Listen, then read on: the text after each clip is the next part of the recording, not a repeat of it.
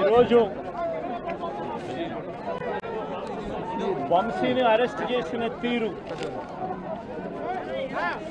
వంశీ మీద పెట్టిన false case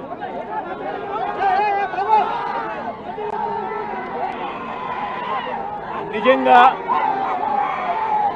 రాష్ట్రంలో దిగజారిపోయిన లా అండ్ ఆర్డర్ను వంశీ అరెస్టు అద్దం పడుతుంది. ఎందుకనంటే వంశీని అరెస్ట్ చేసిన తీరు ఒకసారి గమనించినట్టయితే అతి దారుణమైన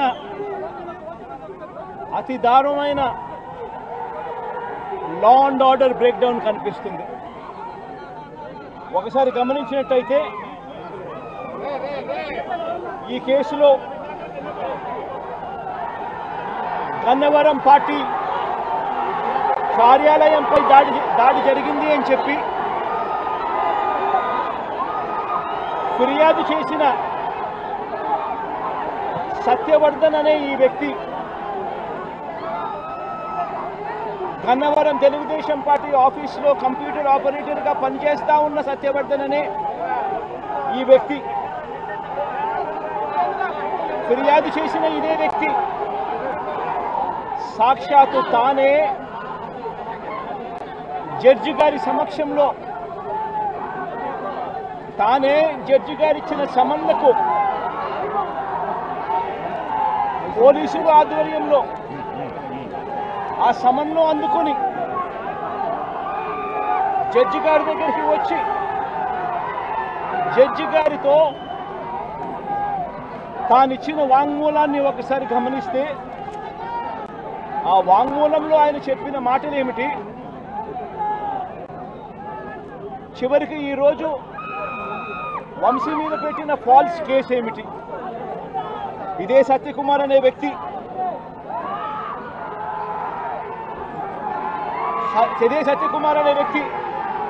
జడ్జి గారి సమక్షంలో సత్యవర్ధన్ అనే వ్యక్తి వంశీ ఎలాంటి తప్పు చేయలేదు అని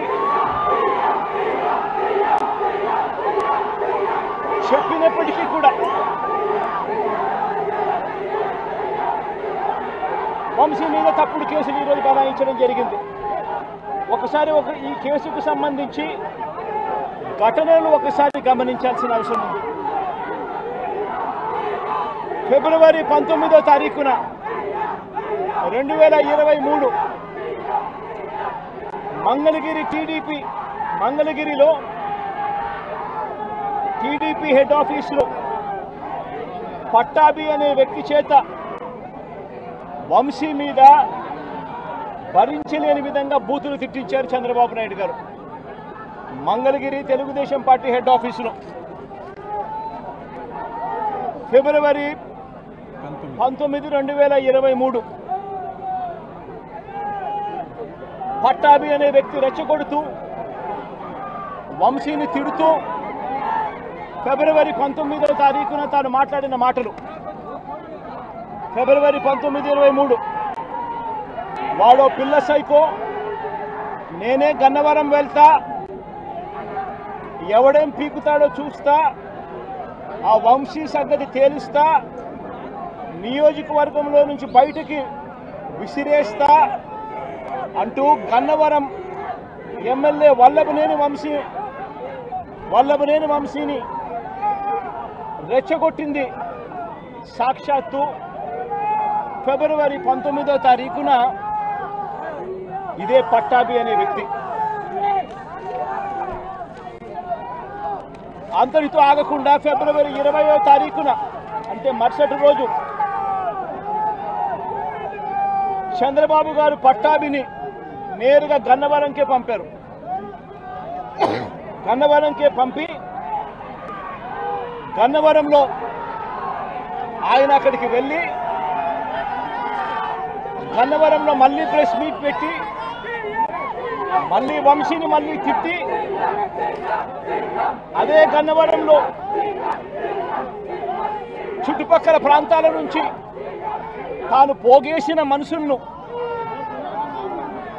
తాను వెంట పెట్టుకుని ప్రెస్ మీట్లో మరొకసారి వంశీని తిట్టి ఒక ప్రొసెషన్గా వైఎస్ఆర్సీపీ ఆఫీసును అటాక్ చేయడం కోసం ఫిబ్రవరి 20వ తారీఖున ఇదే పట్టాభి బయలుదేరిన ఈ ఘటనలో ఇదే పట్టాభి ఫిబ్రవరి 20వ తారీఖున వైసీపీ ఆఫీసుకు తాను మనుషులతో ప్రొసెషన్గా తాను అక్కడికి వెళ్ళి ఆ రోజు పార్టీ బయట ఉన్న ఒక దళిత సర్పంచ్ సీనయ్య అనే వ్యక్తిని కూడా పట్టాభి వాళ్ళ మనుషులు దాడి కూడా చేయడం జరిగింది. ఈ దాడి జరుగుతా ఉన్న నేపథ్యంలో ఉద్రిక్తతల మధ్య పోలీసులు కూడా నిర్వహించేదానికి విశ్వ ప్రయత్నం కూడా చేశారు. ఆ చేసిన విశ్వ ప్రయత్నంలో సిఐ కనకారావు, ఈయన కూడా దళితుడే, సిఐ కనకారావు తల పగలగొట్టి నిరోధించే కార్యక్రమంలో సిఐ కనకారావు తల కూడా ఇదే అల్లరి మూకలు పట్టాభి నేతృత్వంలో ఇదే అల్లరి మూకలు తల కూడా పగలగొట్టారు. ఇలాంటి ఉద్రిక్తతల మధ్య ప్రతిచర్యగా తెలుగుదేశం పార్టీ వాళ్ళు ఇటువైపున రావడం, ప్రతిచర్యగా వైసీపీ వాళ్ళు కూడా అటువైపున వెళ్లే కార్యక్రమం జరగడం, ఈ ఘటన జరిగింది. రెండు వైపులా ఆ రోజు పోలీసులు కేసు పెట్టారు.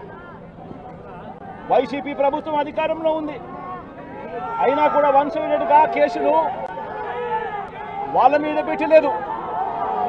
రెండు వైపులా కేసులు పెట్టారు, రెండు వైపులా ఉన్న వాళ్ళ మీద కేసులు పెట్టారు.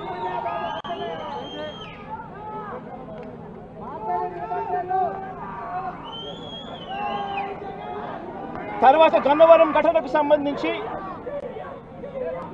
అప్పటి పోలీసులు సుమోటోగా టీడీపీ పార్టీ మీద, వైసీపీ పార్టీకి సంబంధించిన వాళ్ళ మీద, ఇద్దరి మీద కేసులు పెట్టారు. ఇదే సమయంలో టీడీపీ వాళ్ళు 3 కంప్లైంట్స్ కూడా ఇచ్చారు, అవి కూడా తీసుకోవడం జరిగింది. కానీ ఈ ఘటనలన్నీ కూడా టీడీపీ ఇచ్చిన కంప్లైంట్స్లో కానీ, ఆ రోజు ఇచ్చిన కంప్లైంట్స్లో కానీ, పోలీసులు పెట్టిన కేసుల్లో కానీ ఎక్కడా కూడా వంశీ పేరు లేదు.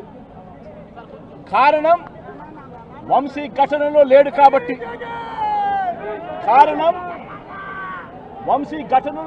కాబట్టి, ఘటనా స్థలంలో తాను లేడు కాబట్టి వంశీ పేరు ఎక్కడ ఎవరు కూడా చెప్పలేదు. తెలుగుదేశం పార్టీ ఇచ్చిన కంప్లైంట్స్లో కానీ, పోలీసులు పెట్టిన కేసుల్లో కానీ ఫిబ్రవరి 22వ తారీఖున, అంటే ఫిబ్రవరి 20వ తారీఖున ఇది జరిగింది. ఇది జరిగిన 2 రోజుల తర్వాత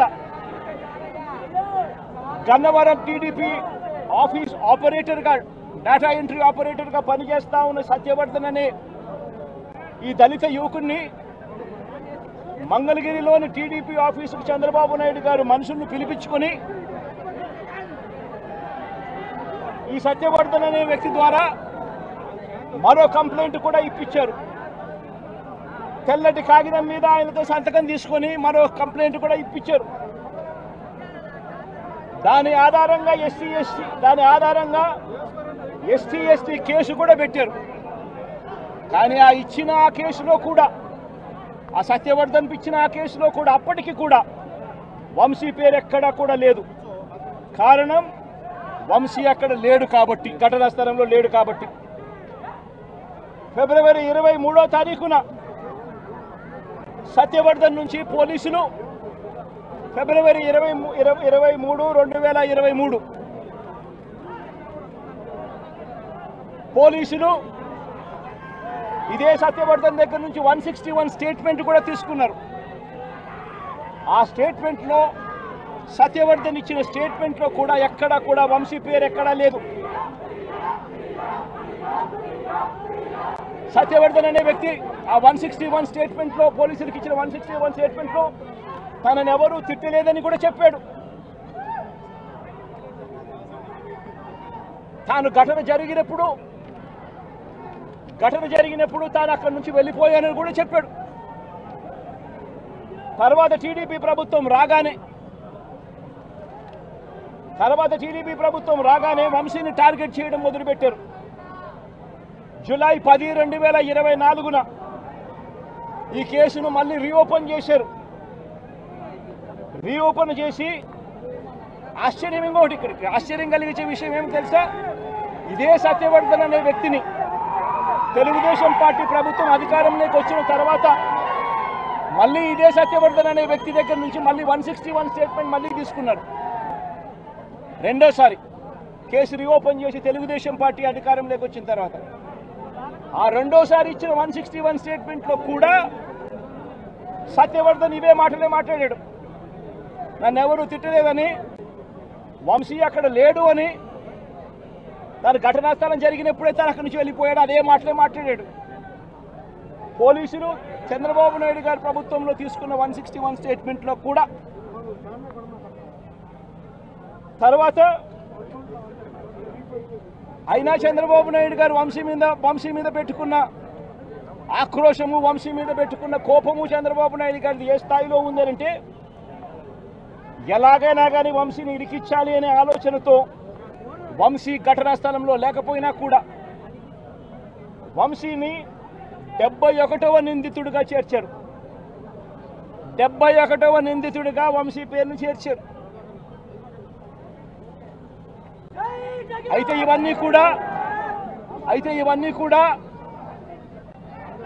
ఇవన్నీ కూడా బెయిలబుల్ అఫెన్సులు కాబట్టి బెయిల్ కోసం వంశీ హైకోర్టుకు యాంటిసిపేటరీ బెయిల్ కోసం వంశీ హైకోర్టును ఆశ్రయించాడు. కాబట్టి చంద్రబాబు నాయుడు గారు ఎట్టి పరిస్థితుల్లోనూ వంశీని అరెస్ట్ చేయాలనే ఉద్దేశంతో, బెయిల్ రాకూడదు అన్న ఉద్దేశంతో చంద్రబాబు నాయుడు గారు కుట్రను ఇంకా ముందుకు తీసుకెళ్లారు.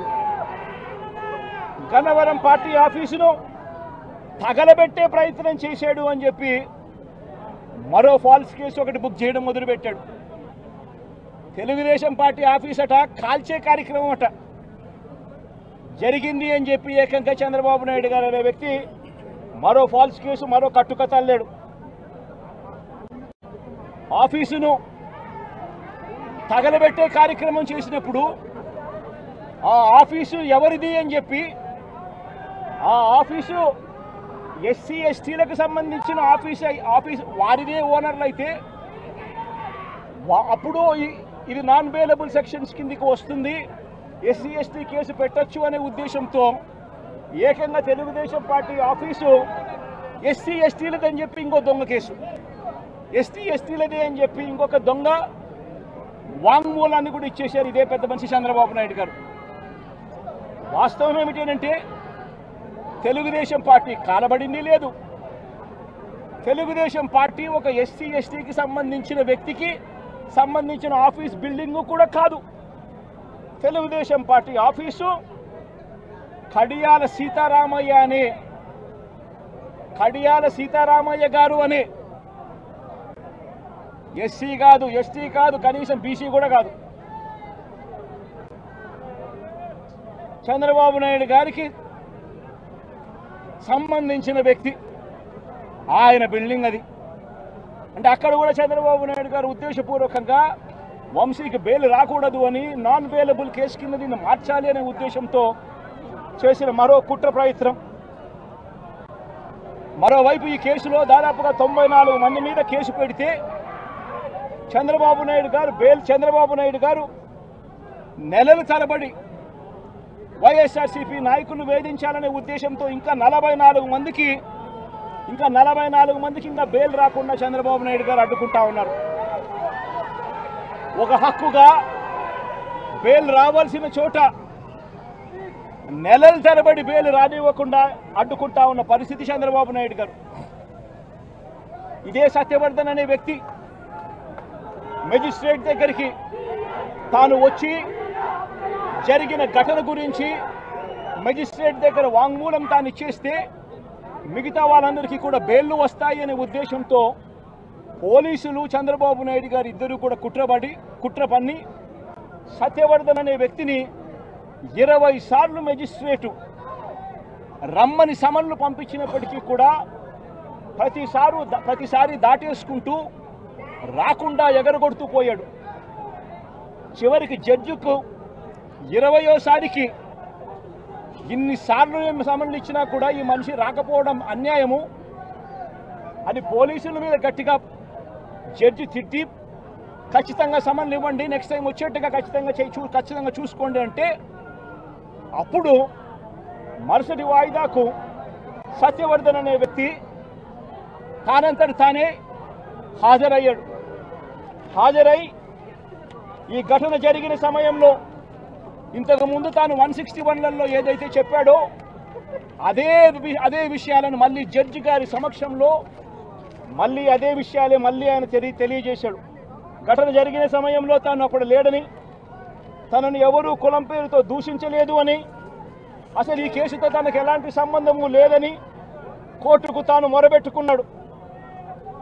తాను తన తల్లి ఇద్దరు కలిసి ఆటోలో కూర్చొని కోర్టుకు వచ్చామని, తన స్టేట్మెంట్ వెనుక ఎవరి బలవంతము లేదు అని ఫిబ్రవరి 10వ తారీఖు 2025 ఫిబ్రవరి 10 2025 ఫిబ్రవరి 10న జడ్జి గారి ముందర స్టేట్మెంట్ తాను ఇచ్చాడు. ఫిబ్రవరి 10, 2025 జడ్జి గారి సమక్షంలో తాను ఈ విధంగా స్టేట్మెంట్ ఇచ్చేసరికి చంద్రబాబు నాయుడు గారికి లోకేష్కు వీళ్ళిద్దరికీ కూడా మనశ్శాంతి కరువు అయిపోయింది. వంశీని అరెస్ట్ చేయలేకపోతా ఉన్నాము అనే దుర్బుద్ధి వీళ్ళల్లో ఎక్కువ కావడం మొదలుపెట్టింది. వీళ్ళంతా కలిసి పోలీసులతో మళ్ళీ కుట్రబన్నారు. కుట్రబన్ని వీళ్ళు మరుసటి రోజు అంటే ఫిబ్రవరి 11వ తారీఖున వీళ్ళు విజయవాడ పటమట పోలీస్ స్టేషన్లో సత్యవర్ధన్ మీద వీళ్ళు ఒక ఎఫ్ఐఆర్ రిజిస్టర్ చేశారు. ఫిబ్రవరి 11వ తారీఖున సత్యవర్ధన్, వంశీ ఇద్దరి మీద వీళ్ళు ఎఫ్ఐఆర్ రిజిస్టర్ చేశారు. కోర్టును తప్పుదోవ పట్టించారు అని వంశీని, సత్యవర్ధన్ మీద వీళ్ళు తప్పుడు కేసు బనాయించారు. కోర్టును తప్పుదోవ పట్టించారు, తప్పుడు సాక్ష్యం తాను ఇచ్చాడు అని చెప్పి వీళ్ళు ఎఫ్ఐఆర్ రిజిస్టర్ చేసి ఆ ఎఫ్ఐఆర్ రిజిస్టర్ చేసిన కాపీని తీసుకొని పోయి సత్యవర్ధన్ అమ్మను, సత్యవర్ధన్ నాన్నను, సత్యవర్ధన్ అన్నను అందరినీ కూడా బెదిరించి ఫిబ్రవరి 12వ తారీఖున సత్యవర్ధన్ అన్న దగ్గర నుంచి ఒక తప్పుడు కేసు వాళ్ళ అన్నతో పెట్టించారు. ఏమని పెట్టించారు? ఈ వ్యక్తి సత్యవర్ధన్ అనే వ్యక్తిని కిడ్నాప్ చేసుకొని పోయారట.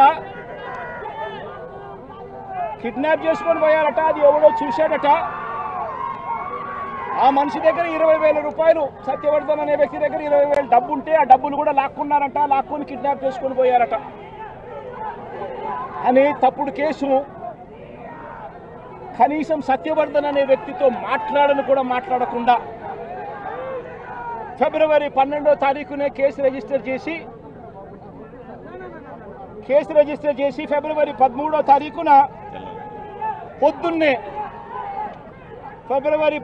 తారీఖున పొద్దున్నే వంశీని అరెస్ట్ చేశారు. సత్యవర్ధన్ దగ్గర నుంచి స్టేట్మెంట్లు తీసుకునింది 13వ తేదీ సాయంత్రం, 13వ తేదీ రాత్రి, 13వ తేదీ సాయంత్రం. అంటే ఆయనకు ముందు స్టేట్మెంట్ కూడా తీసుకోకుండా వంశీని అరెస్ట్ చేయడం,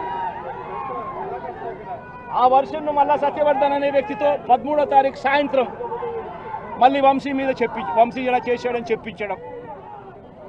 అది దారుణంగా లా అండ్ ఆర్డర్ను ఏ స్థాయిలో ఉంది అని చెప్పడానికి ఇది ఒక పెద్ద నిదర్శనం.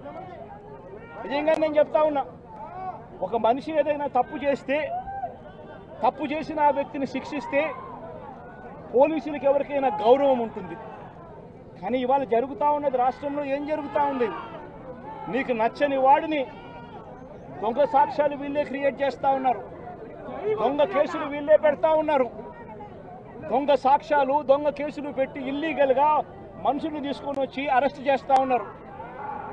అరెస్టులు చేసి నెలలు జైళ్ళల్లో పెట్టే కార్యక్రమాలు జరుగుతూ ఉంది. నిజంగా డెమోక్రసీ అన్నది ఏ స్థాయిలోకి దిగజారిపోయిందో చెప్పడానికి అందుకే వంశీ కేసు ఒక ఉదాహరణ అని చెప్తా ఉన్నా.